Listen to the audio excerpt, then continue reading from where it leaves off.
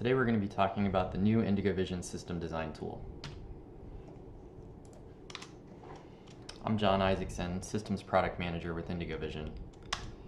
Earlier this year, we released a new system design tool that you can find in our partner portal and log in with your normal partner user credentials, and the tool will basically put together a lot of the different disparate tools that we've had before. So we've had lens calculators, storage calculators, power calculators, and all these different tools that you would put together. Then you would take a price list and compare that, build your bill of materials, put your part numbers down. Then you'd have to go to your sales manager to get an official quote approved. So we've built this tool to try to put all of that together in one place that you can access on the partner portal anywhere from any computer, and get quick approved pricing and quotes done without having to contact anyone. So here's a screenshot of the tool, and as you can see, we'll go into detail with a demo of this at the end of the webinar, but on the left you've got your design view over here, and so this is basically a bill of materials that's been put together by the tool. And then on the right you've got properties for any of the items that you select in the bill of materials. So in this case you've got camera properties here where you've got resolution, frame rate, motion, that kind of thing. And then you've also got a lens calculator built in so that you can make sure that you're covering the appropriate field of view with enough pixels on target to get what you're trying to see. So some of the benefits of using the tool, first of all, it's a free design aid, so there's no cost, no subscriptions. Anybody with access to the IndigoVision partner portal can log in and access the tool. Provides easy on-demand quote generation, so again, the tool will let you put projects together and get pricing and a quote generated without any human interaction. And it saves time. So not only does it allow you to get pricing when you need it, but it's going to save the hassle of having to go to a bunch of different tools like lens calculators and storage calculators to try to ensure that you're using the right products. The tool has some validations built in, so it'll make sure that you've got an appropriate NVR selected with enough storage. It'll make sure that you're not putting too many cameras on an NVR. It'll make sure you've got the right licensing picked out. So it's a really good tool and a huge time saver.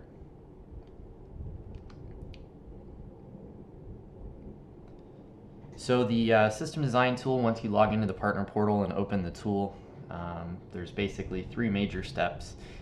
Step one is selecting your type. So there's two types of quotes. There's a standard quote, which is a validated system design. So as you add your products, there's calculations going on in the background and checks to make sure that you're using appropriate mounts, appropriate licensing, and all that kind of stuff.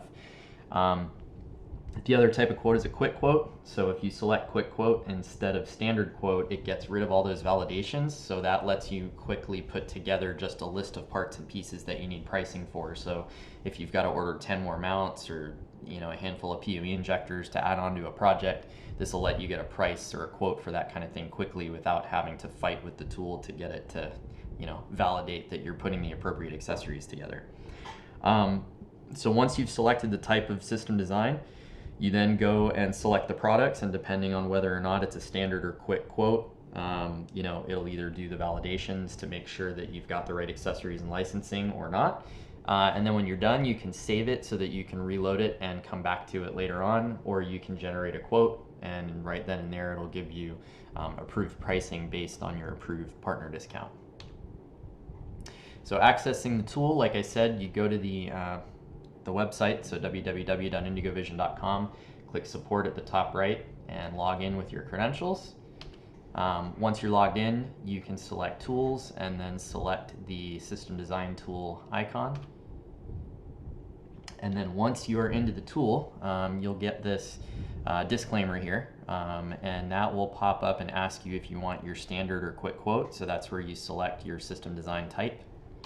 And then once you select that, you come to a blank system design. So if we go up here and click either add Integra, add storage, add camera, or add other, and that's going to be analytics, integrations, things like that, that'll add your first item to the quote, and then it'll start validating and making sure you've got the right accessories and get your system design going.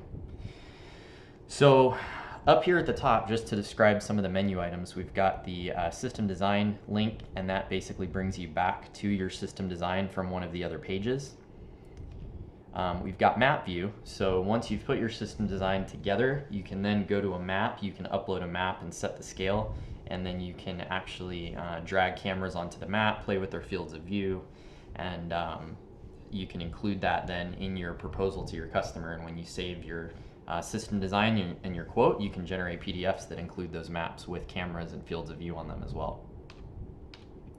The user settings section. So in this section, you're going to have basically default settings for your user account when you log into the tool. So if you are in a geographic region where you use PAL video and you have 25 frames per second, as your maximum frame rate instead of 30, you can set that here, and you can also pick your default unit of measurement. So depending on where you are, if it's feet or meters, you can select that there and save that so you don't have to change it every time you come into the tool. And then back to portal, we'll exit the system design tool and take you back to the partner portal. So the plus button at the top right, that is where you would click to do a new design. Then next to that, you have the load a previously saved design button. So if you've saved a whole bunch of system designs in your partner portal account, you can come back to them at any time and reload them and start working on them again. So if you're working on a bid or a tender and it's a long, month-long process putting the design together, you can save it and come back to it. It's not like you've got to leave the tool open or anything like that until you're finished. The save button, that is going to save your system designs so that you can then go back and reopen them later. And you've got your generate PDF button. So this will allow you to generate a design PDF, which will have all of your parts and pieces with storage calculations and lens calculations and maps. And then it'll also let you generate an official approved IndigoVision quote.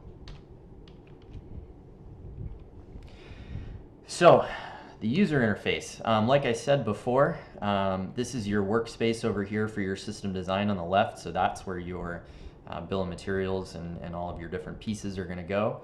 And then you've got your properties over here on the right. So now we're going to do a live demonstration of the tool. So I'll bring my web browser over here. And I'm already on the IndigoVision webpage, so I am going to go ahead and click support. And I'm going to log in with my email address and password, so my partner portal credentials.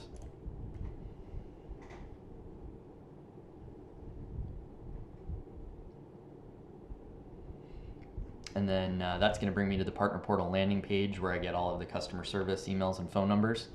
So up here at the top, I'm going to go over to tools. And then just a quick rundown on some of the tools.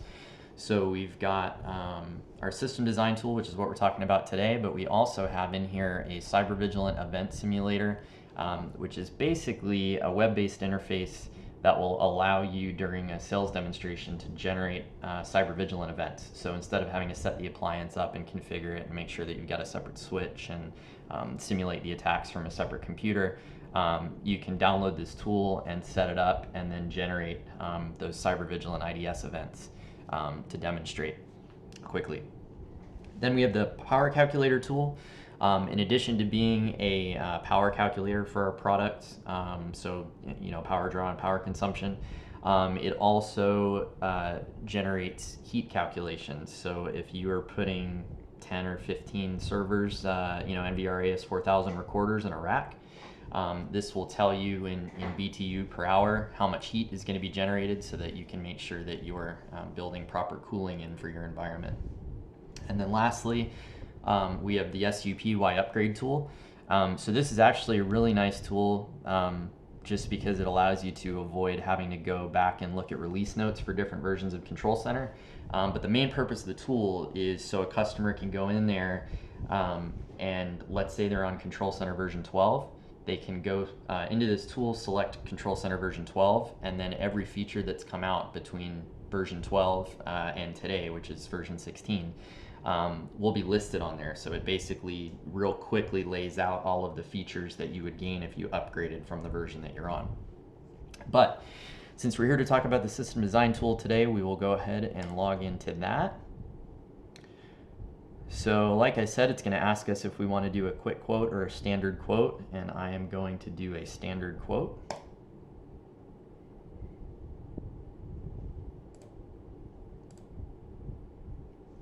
And now we are at our blank page here, nothing on it because we haven't started to design yet.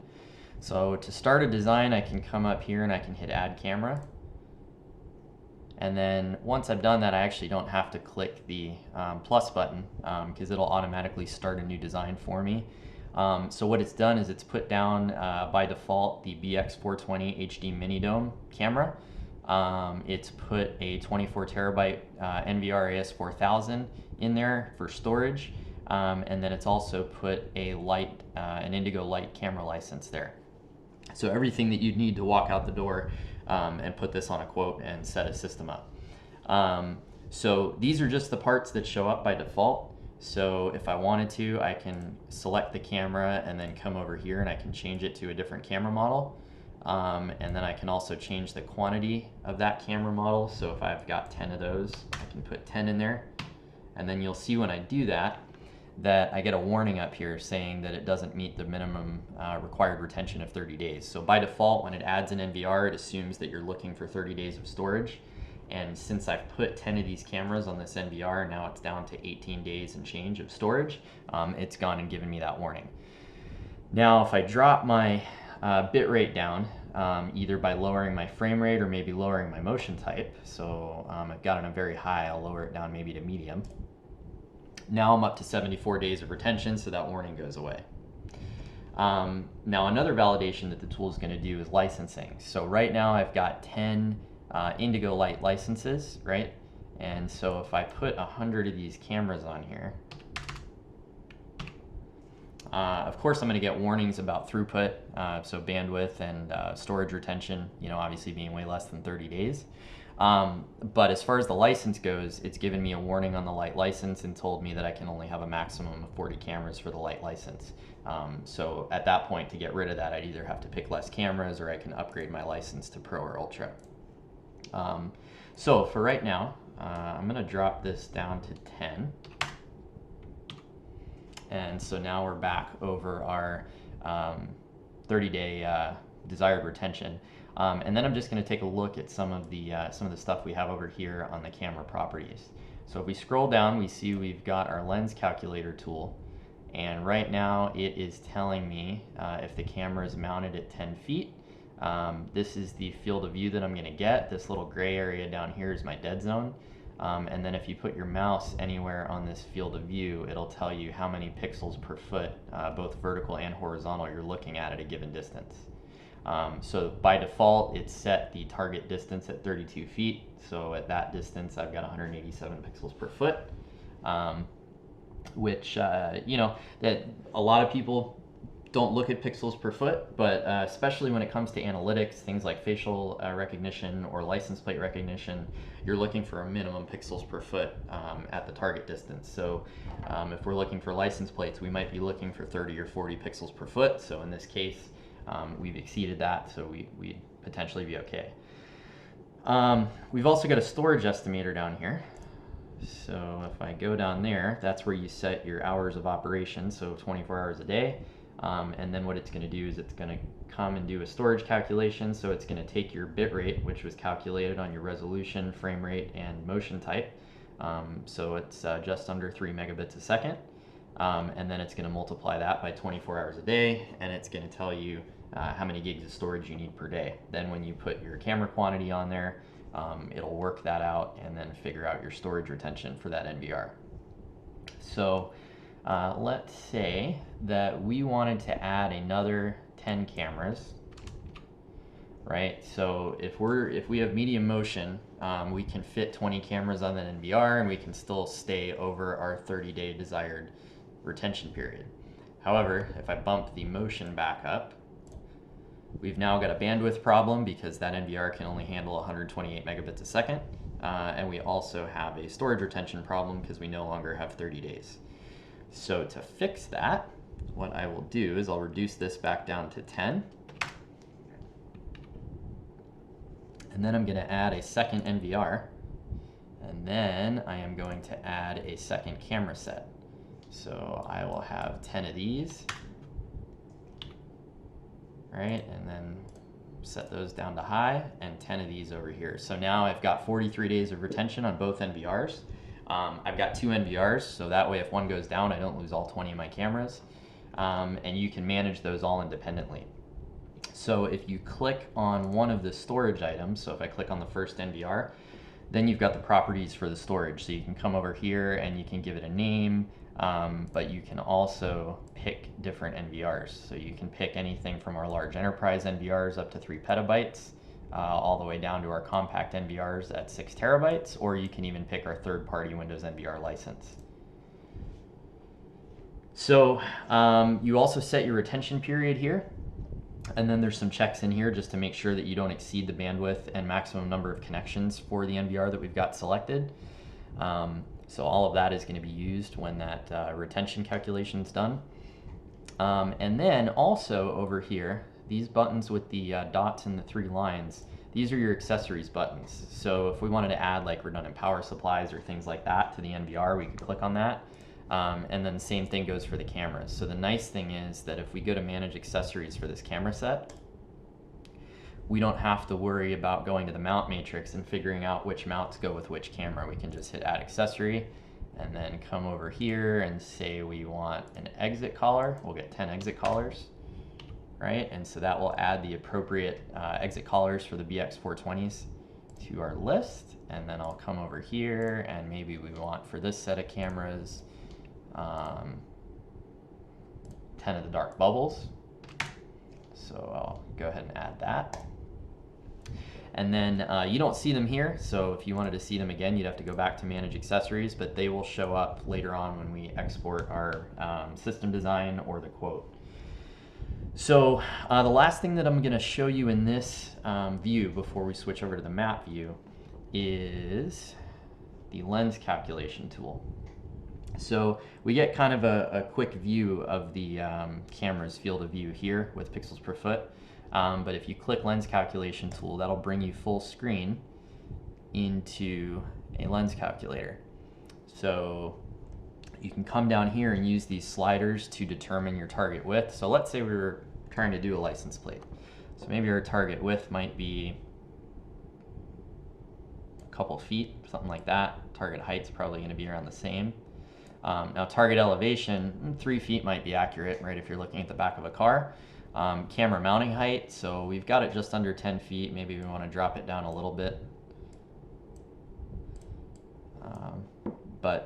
You know, then at our 30 feet distance here, we've got still 185 pixels per foot.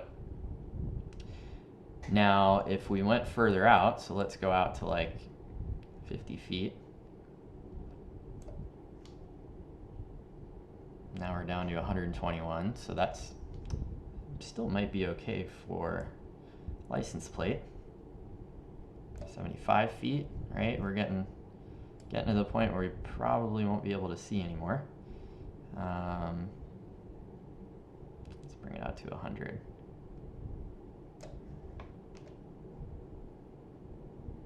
Okay, and so now we're at 100 feet. Now we have our desired pixels per foot. But the calculator is basically saying that for all intents and purposes, this is a dead zone. You're not going to have a great picture past about 60 feet. We can change that, however, if we come over here and adjust the focal length of the lens. So this camera has a 2.7 to 12 millimeter lens, varifocal lens. So if we come and drag this slider over, then we can get visibility all the way out to the end of our desired field of view. We get 150, almost 150 pixels per foot on target. So that does what we need. But obviously you'll notice that we've got a much more narrow field of view. So it's taken our scene width and dropped it down to 20 something by 40 something feet. Whereas if you widen the lens, then you get a real wide field of view, barely any dead zone up front, but lots of dead zone past the field of view in the camera. So far out, you're gonna have trouble getting reasonable pixels per foot values on target out here, but a really wide shot. So this is nice because it'll allow you to play around and figure out what the optimal focal length is, so that way when you go out and install the camera at the customer's site, you kind of have an idea on where you need to put it, instead of trying to fiddle with it yourself once you get there. So that's the lens calculator. Once you're done playing with that, you can apply it and close, and you can either apply it to the entire camera set or just to a single camera. And now we're going to take a look at the map view. So I am going to, well, first of all, so you'll notice it says floor 0 over here.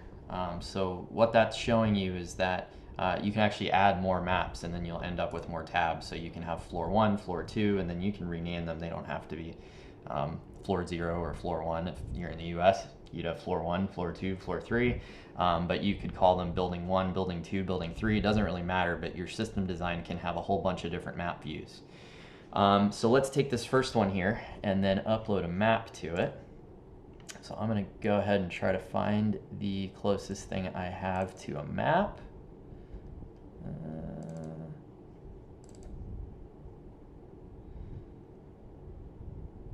Okay, so we've got a floor plan here. And so now I can come over here, and these are my 2 camera sets. So I've got my 10 cameras for camera set 1 up here, and then the other 10 down here. I can start clicking and adding them to the map and then dragging them around, and I can say this camera goes here and this camera goes over here. So you can place your cameras wherever you need to place them on the map, and then you can play around with their field of view also, so you can actually have them looking at whatever they're going to be looking at on your map or floor plan once they're deployed to the customer site. And you can adjust the field of view here as well. So you can bring it down to a narrow field of view, or you can swing it out wide. The cool thing is, if you're using our cameras, the field of view will be limited to whatever the lens is capable of doing. So you won't be able to go any wider or narrower than that lens is capable of. And then based on your camera settings that you've provided, it will actually calculate your pixels per foot value on target. Now, you can upload any JPEG or bitmap or PNG image that you want, right? And scales could be totally different. So if we're doing calculations and giving you fields of view and pixels per foot value, they may or may not be accurate to the map that you put up here. So that's why we allow you to set the scale. So if you click set scale, you can then take this little arrow and put it from here to here. So I don't know what your map is going to have on it, but let's say that using your map scale or your floor plan scale, let's say you know that this distance is 150 feet. You can come over here, you can put 150 feet horizontal alignment, hit confirm, and now it's going to adjust all of your camera fields of view to match that scale. And from now on, when you put a camera on the map, it'll end up with the proper scale. So if I do this,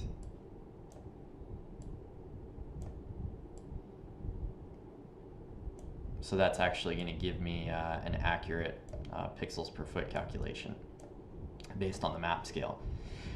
You also have your camera properties over here on the right. So like if you have a camera and you're not getting the pixels per foot value that you want, you can come down here and you can play around with the lens calculator right here in the map tool. You also have the option to show the camera names on the map. But this is a really nice tool, because this is typically something you've got to do for your submittals anyway. So this kind of kills 2 birds with 1 stone, because it gives you a deliverable that you can give to the customer showing them their fields of view on the map, and it also gets all your calculations done.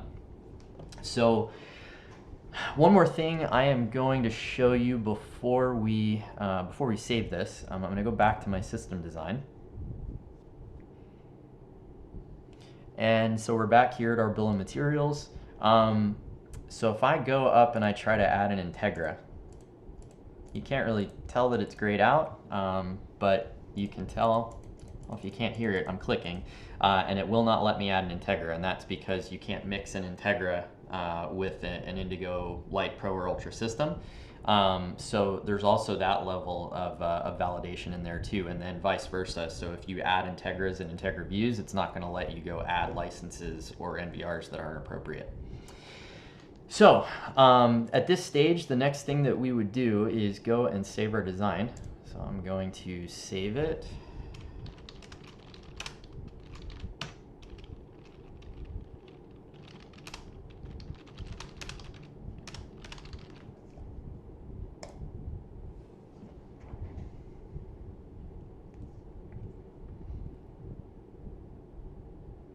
Okay, and so now, once I've saved it, it is going to save that to my partner portal account. So anytime I come back here, I can come over to my load previously saved design button, and then I can select it from the list.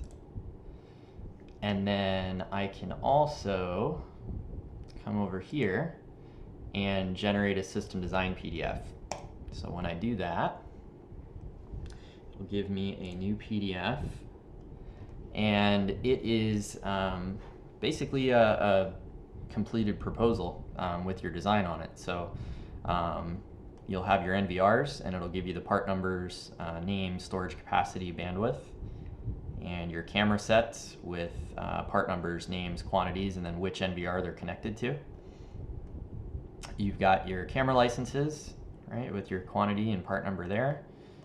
Software upgrade plans for 1 year by default to go with them. Your accessories, so you remember we went and selected the mini dome exit collars and the BX420 mini dome dark bubbles.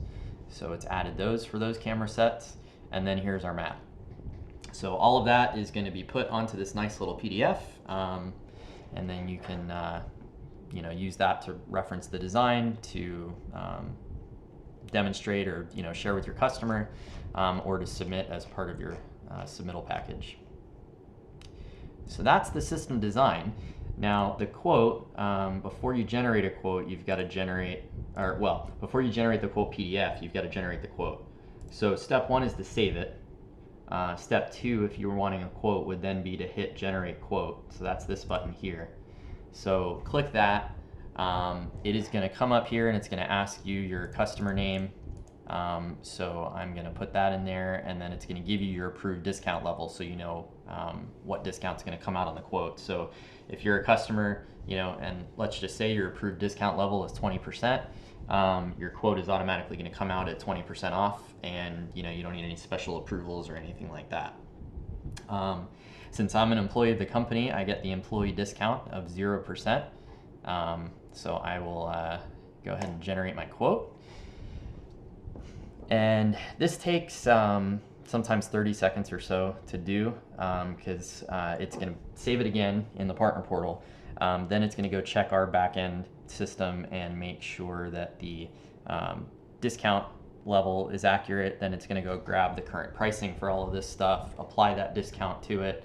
So there's a handful of items that it checks, and then once it's finished, it'll pop up and generate your PDF for you.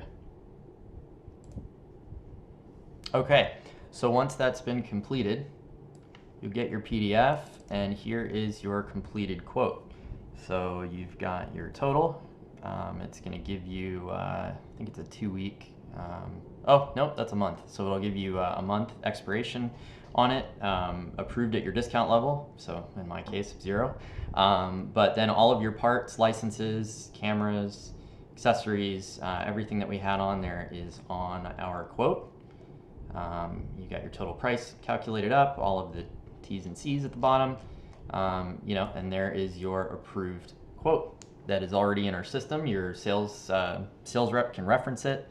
So no longer do you need to take 30 different calculators and a price list and put everything together and then wait for your sales manager to get back to you for pricing. And with that, we are done talking about the system design tool.